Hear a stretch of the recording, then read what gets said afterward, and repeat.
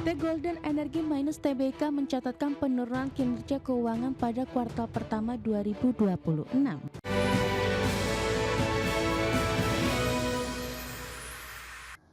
Ya, kinerja keuangan emiten batubara PT Golden Energy Mines TBK atau GEMS tertekan pada kuartal pertama tahun ini. Meski demikian, peluang perbaikan kinerja masih terbuka pada sisa tahun ini seiring harapan peningkatan produksi dan penjualan batubara. PT Golden Energy minus TBK mencatatkan penurunan kinerja keuangan pada kuartal pertama 2026. Pendapatan usaha perseroan turun lebih dari 10% secara tahunan menjadi 582 juta dolar Amerika Serikat. Laba bersih yang dapat diatribusikan kepada pemilik entitas induk juga menyusut hampir 30% menjadi 79 juta dolar Amerika Serikat.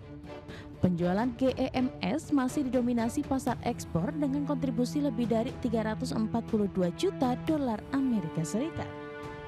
Penurunan kinerja GEMS dipengaruhi koreksi harga batu bara global serta keterlambatan persetujuan rencana kerja dan anggaran biaya atau RKAB produksi batu bara. Meski begitu, GEMS masih memiliki peluang memperbaiki kinerja pada semester kedua tahun ini jika relaksasi RKAB dapat direalisasikan dan peningkatan produksi berjalan sesuai target. Tahun ini GEMS menargetkan produksi dan penjualan batu bara di kisaran 54 hingga 58 juta ton, namun target tersebut berpotensi terganggu jika persetujuan RKAB kembali terlambat atau harga batu bara global melanjutkan tren pelemahan. Pengamat pasar modal Kiswoyo Adijo menilai perseroan perlu meningkatkan efisiensi dan menjaga volume produksi agar Pengamat pasar modal Kiswoyo Adijo menilai perseroan perlu meningkatkan efisiensi dan menjaga volume produksi agar dapat mengimbangi risiko penurunan harga komoditas energi. Ia menyebut saham GEMS menarik dicermati dengan target harga wajar di level Rp7.500 per saham. Berbagai sumber, IDEX Channel. Dan pemirsa, kami akan kembali usai jeda berikut ini, tetaplah bersama kami. MSCI resmi mempertahankan Indonesia dalam kategori emerging market dalam Global Market Accessibility Review 2026. Di saat yang sama MSCI juga menyampaikan sejumlah catatan penting terkait dengan pasar modal Indonesia, di mana sorotan utama kali ini menyangkut transparansi, kualitas informasi, struktur kepemilikan saham hingga integritas proses pembentukan harga di pasar. Dalam Global Market Accessibility Review 2026 yang dirilis pada Jumat 19 Juni 2026 waktu Indonesia, MSCI resmi mempertahankan Indonesia dalam kategori emerging market. Keputusan ini menjadi kabar positif bagi pasar modal domestik karena mengurangi kekhawatiran mengenai potensi penurunan status Indonesia menjadi frontier market yang sebelumnya sempat menjadi perhatian pelaku pasar dan investor global. Meski demikian, MSCI juga menyampaikan sejumlah catatan penting terkait aksesibilitas dan kualitas pasar modal Indonesia. Sorotan utama kali ini tidak lagi hanya berkaitan dengan aspek teknis pasar, tetapi juga menyangkut transparansi, kualitas informasi, struktur kepemilikan saham, hingga integritas proses pembentukan harga di pasar. Temuan tersebut membuat kebijakan index freeze yang telah berlaku sejak akhir Januari 2026 masih dipertahankan hingga evaluasi lanjutan pada 23 hingga 24 Juni 2026. Adapun sejumlah catatan MSCI diantaranya dari sisi aspek kesamaan hak bagi investor asing. MSCI menyebut informasi perusahaan belum selalu tersedia dalam bahasa Inggris. Dari aspek pasar falas, MSCI menilai pasar falas offshore efisien belum tersedia dan masih terdapat pembatasan transaksi. Dari sisi aliran informasi, isu transparansi dan keterbukaan informasi masih menjadi sorotan. Sedangkan dari sisi regulasi pasar dan registrasi investor, MSCI memberikan nilai positif karena regulasi pasar dinilai memadai dan proses registrasi investor relatif baik. Meskipun mayoritas indikator aksesibilitas pasar masih memperoleh penilaian positif, MSCI secara khusus menyoroti penurunan kualitas information flow Indonesia. Penilaian ini menjadi perubahan paling signifikan dalam review tahun ini. Di tengah banyaknya catatan dari MSCI, banyak aspek fundamental pasar Indonesia masih dinilai kuat.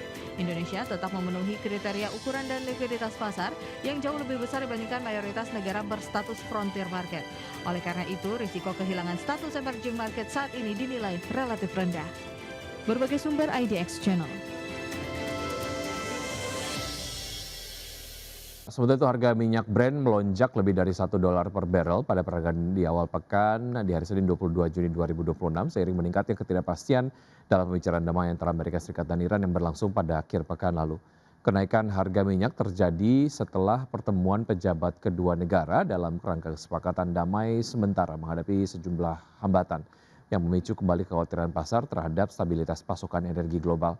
Harga minyak Brent tercatat naik 1,35% menjadi $81,66 per barrel. Sentimen pasar turut dipengaruhi oleh perkembangan geopolitik di Timur Tengah, termasuk pernyataan yang saling bertolak belakang antara Washington dan Teheran terkait dengan arah negosiasi.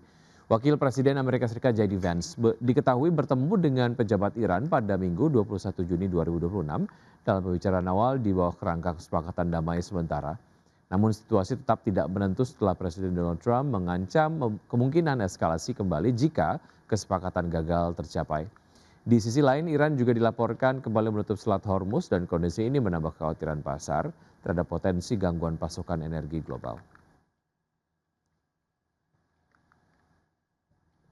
Ya pemirsa, terima kasih Anda masih bergabung sama kami dan kita akan kembali ke informasi terkait dengan PT Jolin yang berencana untuk kemudian membagikan dividen. Dan pemirsa, informasi ini kita sampaikan emiten CPO PT Jolin Agro Raya Tbk memutuskan untuk membagikan dividen tunai sebesar 60 miliar rupiah dari laba bersih tahun buku 2025. Ya, keputusan tersebut disetujui para pemegang saham dalam RUPST yang digelar pada Rabu 17 Juni 2026.